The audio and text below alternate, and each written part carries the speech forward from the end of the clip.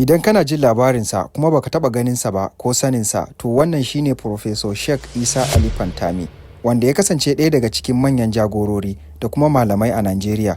Wannan bidiyon na ɗauke da bayanai da yawa dangane da tarihin rayuwarsa, har ma da wasu gwagwarmaya da ya yi. Saboda haka, kafin mu shiga, ka tabbata kana bibiyar mu a shafukanmu wato CMAS Academy domin ci gaba da samun tarihin rayuwar jagorori da matasa waɗanda za mu koya daga gare su. Wannan shine Sheikh Professor Isa Ali Fantami. An haifi Sheikh Isa Ali Fantami a ranar Juma'a 20 ga watan Oktoba 1972 a yankin Fantami na jihar Gombe, Najeriya. Ya taso ne a gida mai ɗimbin daraja inda ya samu kyakkyawar tarbiyya da ilimi, gaskiya da kuma kamun kai daga wajen iyayensa. Mahaifiyarsa ita ce Hajiya Amina Umar Aliyu da kuma mahaifinsa Alhaji Ali Ibrahim Fantami, Allah ji kansu. Lokacin da yake ƙarami, a madadin zaman banza, Fantami yakan shafe lokacinsa wajen koyon ilimin addini da na zamani, inda ya koyi Alƙur'ani tun yana yaro daga wajen mahaifinsa. Ya kuma yi zurfin karatu da nazarin ilimin fiqh da hadisi ƙarƙashin manyan malamansa da abokansa gaba ɗaya. A nan ne Fantami ya samu kyakkyawar foundation da yanzu ya kasance na musamman a cikin al'umma. Bari mu duba ɓangaren iliminsa. Sheikh Fantami ya kasance cikin sahun masu himma wajen neman ilimi tun yana matashi, musamman ilimin addini, wacce ta buɗe masa ido wajen fahimtar ilimin zamani da fasaha. Sheikh Isa Ali Fantami ya yi makarantar firamare ne a makarantar Fantami Primary School, sannan ya yi Junior Secondary School a makarantar Vocational Training Center Gombe, inda ya rufa da Government Science Secondary School Gombe a matakin Senior Secondary School. Fantami ya fara sanuwa ne a Najeriya sakamakon iliminsa na addini da gwagwarmayarsa. Ya kammala karatun digiri ɗinsa na farko ta ɓangaren BTech a fannin Computer Science daga Jami'ar Federal University of Technology Bauchi, wato ATBU. Daga nan sai ya ci gaba da karatunsa zuwa Masters, wato MSc, ɓangaren kwamfuta har zuwa shekarar 2009.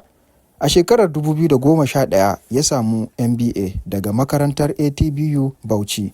Ya samu babban ci gabansa na ilimi ne a shekara ta 2014 a lokacin da ya ƙara digiri ɗinsa na uku, wato PhD, a England a fannin Computer Information System daga jami'ar The Robert Gordon University Aberdeen da ke ƙasar Scotland. Ya halarci programs da yawa na koyon ƙwarewa a jami'o'in duniya irin su Harvard, Cambridge da MIT, inda ya faɗaɗa fahimtarsa game da ci gaban digital da shugabanci na zamani. Wannan haɗakar ilimin addini da na zamani shine ya sa Fantami ya zama sanannen masani a ɓangarori daban-daban. Haka zalika, Malam ya bayyana cewa yadda yake neman ilimi haka yake ƙoƙari wajen koyon skills, wato wata ƙwarewa.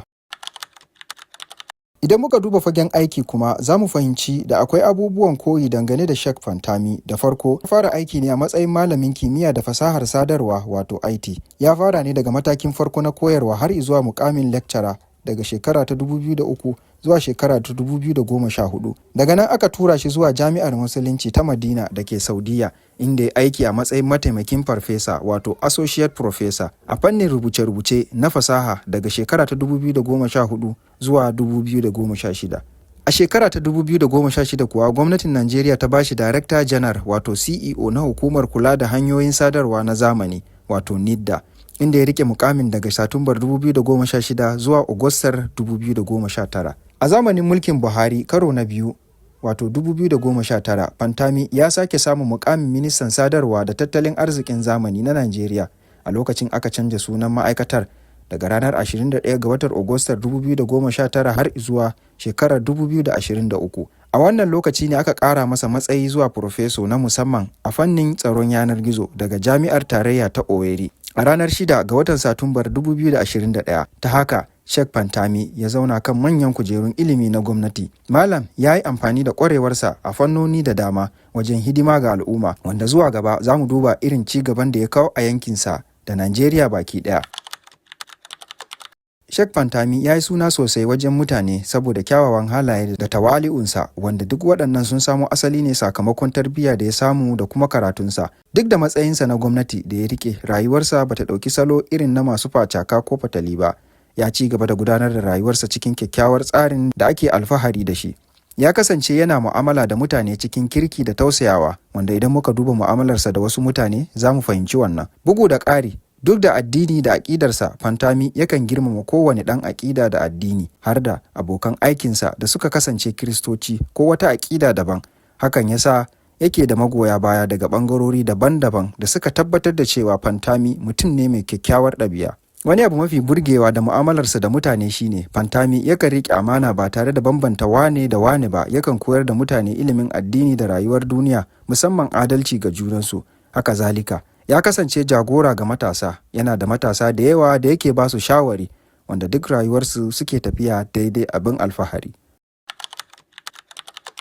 Abu na musamman game da Sheikh Fantami shine yadda ya haɗa ilimin addini da fasahar zamani. Ya kasance malamin addini wato Sheikh, kuma ƙwararre ne a fannin ilimin kwamfuta, abin da ba kasafai ake samu a cikin al'umma ba, musamman ga shugaba. Idan muka duba salonsa wajen da'awa, za mu fahimci cewa malam yana koyar da mutane ilimin rayuwa ne, wanda ciki yake taɓo abubuwa da yawa kamar kasuwanci, alaƙa, neman ilimi da sauransu, ta hanyar amfani da irin zamanin da muke ciki tare da misalai wanda mutanenmu suka rasa tun asali. In ka duba yadda maza yau suke aure, wallahi wasu in ka ga bikin ba ka tabbatar da waɗannan musulmai ke yi ba.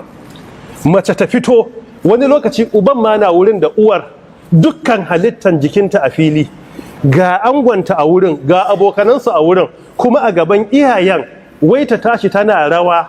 Kirkirawa mutane abu ba sai suna bukata ba, wata ran za su bukata duk. Wannan su ne in summary. Kuma in ka fara harka ta kasuwa ne, ta sana'a ne, ka fara kai entrepreneur ne, za a fara da asara, za ka fara da yin asara, wata ran ka yi ba a yi nasara ba, shekara kaza ba a yi ba, ka jure.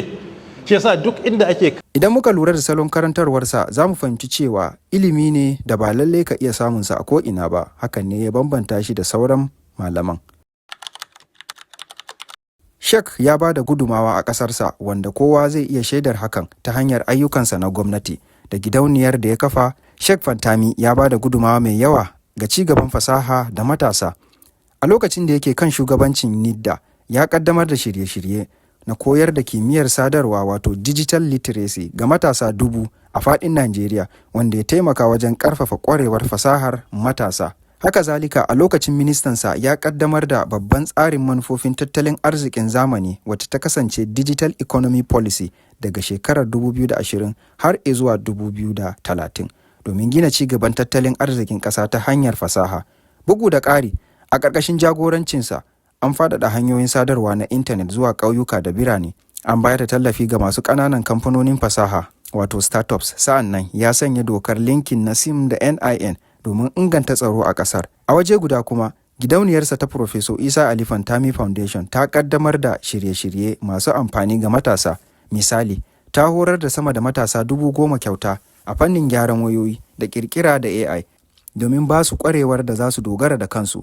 Gidauniyar ta kuma raba tallafin karatu wato scholarship da aiwatar da ayyukan taimako ga marasa galihu ga al'umma. Waɗannan ayyuka sun taimaka wajen ganin matasa sun sami damammaki a fannin fasaha, wanda fasaha ita ce tushen tattalin arzikin ƙasashe da yawa a yanzu mun sani. Ku duba misali da masu kuɗin duniya da yadda ake ji da su da yadda suka samar wa ƙasashensu kuɗaɗen shiga.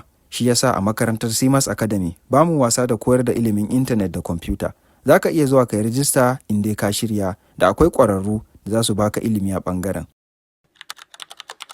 Babu wani mutumin da Allah zai ɗaga darajarsa ba tare da wasu daga cikin bayansa sun yi mita ba. Shi yasa lokuta da yawa akan auna darajar mutum ne ta hanyar sukar da yake samu daga waɗanda ke sukar ba tare da wani dalili ba. Fantami ya fuskanci ƙalubale kamar yadda kowane ɗan adam yake fuskanta a rayuwa. Da akwai ƙalubalen da ya fuskanta daga farkon rayuwarsa har zuwa karatunsa na jami'a, waɗanda suke da yawa. Amma za mu fi mayar da hankali ga manyan da kuma ƙanana na baya-bayan nan waɗanda har yanzu yake fama da su. Wasu daga cikin ƙalubalen da Sheikh ya fuskanta a rayuwarsa su ne suka da zagi, tsoro, ƙage, rashin fahimta, fama da masu ƙananan tunani da sauransu. Babban lokacin da Fantami ya fuskanci ƙalubale a rayuwarsa shine lokacin da aka bashi matsayin minista a Najeriya, inda gidajen jaridu da makiya daga ɓangarori daban-daban na ƙasar suka fara jefo shi da sharri. Na farko, sun yi ƙoƙarin yaɓa masa sharrin ta'addanci kai tsaye, inda suka yi ta wallafe-wallafe tare da bugawa a jaridu cewa yana goyon bayan Muhammad Yusuf wato shugaban Boko Haram. Da farko, sun yi amfani da hoton da ya kasance na muƙabala tsakaninsa da Muhammad Yusuf tun a shekarun baya, ƙoƙarinsu na cewa wannan tattaunawa ce da ke nuna alaƙa mai ƙarfi a tsakaninsu. Domin yadda muƙabalar ta kasance ya nuna suna da alaƙa, hakan yasa suka ci gaba da zarginsa da goyon bayan shugaban Boko Haram.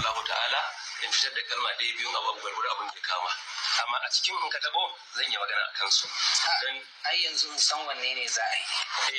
A fara magana akan maudu'in magana. Tsaya tukuna, kana da ayoyi 21 ko? 27. Bayan wannan sun ɗauko wani muryarsa da ya yi ƙorafi kan kisan da ake yi wa Boko Haram tun kafin su fara kashe mutane saboda a samar da zaman lafiya a wancan lokacin. Amma sai suka yi amfani da hotonsa na baya-baya suka nuna cewa yana goyon bayan ƙungiyar Boko Haram kai tsaye, bayan kuma ya yi wannan magana ne tun kafin Boko Haram su koma abin da suka zama.